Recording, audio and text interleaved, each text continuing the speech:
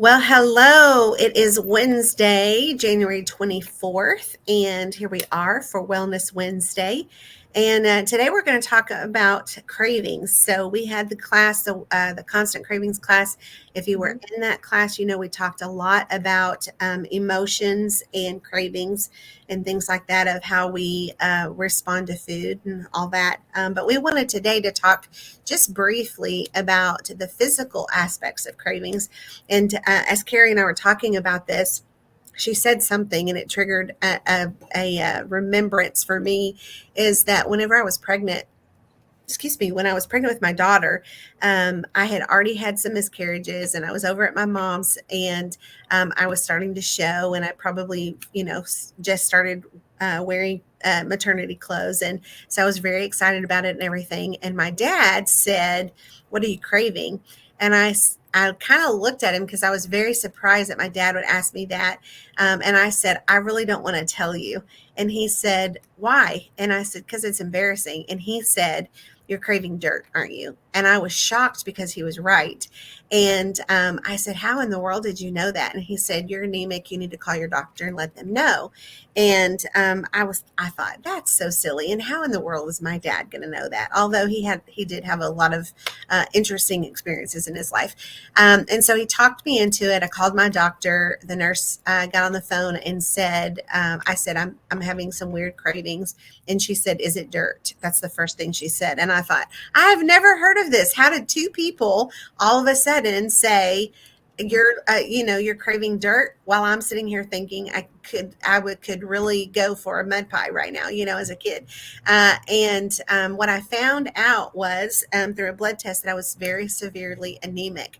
So started on some supplements for that and never had a problem again. But it's very interesting in this kind of conversation that Carrie and I are having about how some different things can trigger things. So you really need to be looking and listening to what your body is. Now, that's not to say, well, I guess I could say a lot of times people crave carbs, right? And the reason that they crave carbs is because they don't have enough protein. So it's kind of a cross between a physical thing and an emotional thing. So let's talk a little bit about that. So what do you got to say about this, Miss Carrie? Well, I will say, kind of piggybacking off what Sharian said, this is a question we ask every client who comes in to see either Sharian or me, whether it's online or in person. One of the questions we ask is, what foods do you regularly crave? Because that gives us a very good insight into what does this person's body need, like a foundational issue, right? And then it's super interesting as you continue talking to them and you see what it is that their body needs. You're like, oh, this one thing that their body's asking for can actually solve a lot of their problems. So it's super interesting. One of the things that women often crave is certain things that tend to go like with PMS. So like maybe they crave chocolate, or I know someone who craves red meat, like they can't get enough red meat. And so that's interesting because if you think about it, if you're craving red meat, I also would then make me wonder, do you have really heavy cycles? Like, are you losing a lot of blood every month? Because if you are, then of course your body's going to crave what you need in order to replace iron that is lost during your cycle. And then with chocolate too, again, losing minerals when when you're bleeding. But I think it's also interesting. One thing I always check when people come into the office is I always check their fingernails. Mm-hmm. And you might notice like sometimes you have white spots in your fingers. And of course, if you like smash your hand in a door or something, that can cause it. But if there's been no injury, right, and you look on your fingernails and you see multiple fingers that have those white spots on them, that's your body saying, hey, there's something I want you to pay attention to. And often, if there's a lot of white spots, it could mean a zinc deficiency, Mm-hmm. which is also tied together with a hormone imbalance, usually too much estrogen. So if you see those white spots, you can say like, oh, my body is saying, hey, I need more zinc. And then of course, as Sharon reminded me, it can also be a sign of parasites. But of course, if you have parasites, then they're also taking nutrition and minerals Right. from your body. So it's kind of all tied together. But that's what we're talking about. Like, your body always is like trying to communicate with you through your cravings, through physical signs, and ignoring it is only going to dig your body into a deeper physical or emotional hole. Right. And that's one of the things that whenever we are doing consults that we look at, one thing doesn't cause one thing, right? We're looking at physical issues, but we ask you some emotional questions and we ask you even some spiritual questions, not because we want you to believe exactly like we believe, but because we know that you also have a spiritual being. And so, in thinking about that, like Carrie, because of her age and also her interest in natural health, always typically goes to hormones and typically goes to like her age group. And I do the same thing, is that I end up going to gut issues because that's what I'm the best at. And I don't really like to talk about hormones, but I do because it's just part of who we are. But I will tend to talk more about menopause because that's where I am in that age group, right?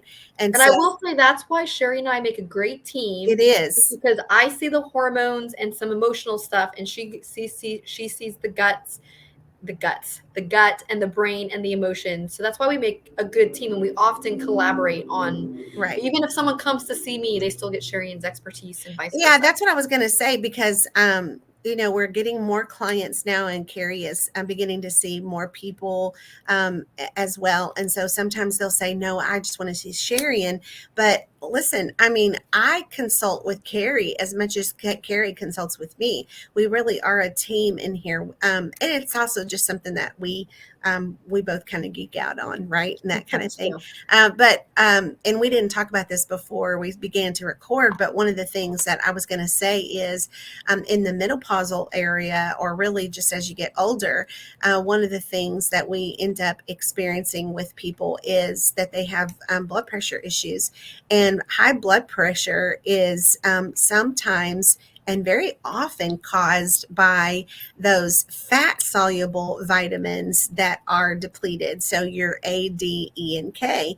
And so a lot of people during all the lockdowns took a lot of vitamin D, and your body, the fat soluble means that your body absorbs it and just keeps kind of stacking it on top. And then typically you lose that, or you use that less than what you do with your water soluble vitamins, which is what you end up just peeing out. And that's why you have to keep taking them. That's why you take a B vitamin or vitamin C or whatever. But I've read a couple of articles recently about A, D, E, and K being low, and that's what causes high blood pressure issues, and also magnesium. And so then whenever we're doing these consults about different things and we find out that you're coming in because you're having major muscle spasms, because you can't sleep, and because you have really high blood pressure, do you have an anxiety issue? Probably, but you also actually may be low on some of those other things that because you end up having less estrogen as your body is adjusting to that less estrogen, then and just getting older, and you have your body has different requirements. And so going back to the constant cravings, maybe the reason that you're constantly wanting to chomp on ice is because you have some iron deficiency. We were joking about, pregnant women always wanting pickles. And I said, what do you say to that, Carrie? And she said, they need minerals. And so remember that even we talked about before about sugar gets the blame, where salt is what you need instead. And so somebody comes in with high blood pressure and they say, I'm absolutely not going to do salt. Okay, well then let's don't do salt, but let's get all the other things into play, right? Let's make sure that your sodium levels are right, but make sure your magnesium, your potassium, and also make sure you're real well hydrated. So your body really does tell you, and just like in the emotions, your that book, The Body Keeps the Score, isn't that the name of it? The Body Keeps the Score. Yeah. Emotionally, the body keeps the score physically too. So it's really important to do that. So my husband often asks me what I'm working on, and when I was getting ready for the Constant Cravings class, I was reading him some different things, and I was joking about how when people are women, especially not just women, but men too, but especially women tend to do this, is that they crave chocolate. It's their need for love. And so it had been probably a week or so, and after Christmas, and I said, "Ooh, I want a piece of chocolate." And all of a sudden, my husband grabbed me and gave me a hug and a kiss. And I said, "What was that for?" He said, "You said you needed chocolate, so it's because you need some love." And I said, "Oh, thank you. That was very sweet." He walked out of the room, and I still walked to the kitchen. He said, "What are you doing?" I said, "I still need some chocolate." Yes. So it can also be a nickel deficiency. It can even be a salt. Again, it can be a salt because you crave that little salt, especially dark chocolate. So, what are your thoughts on all that?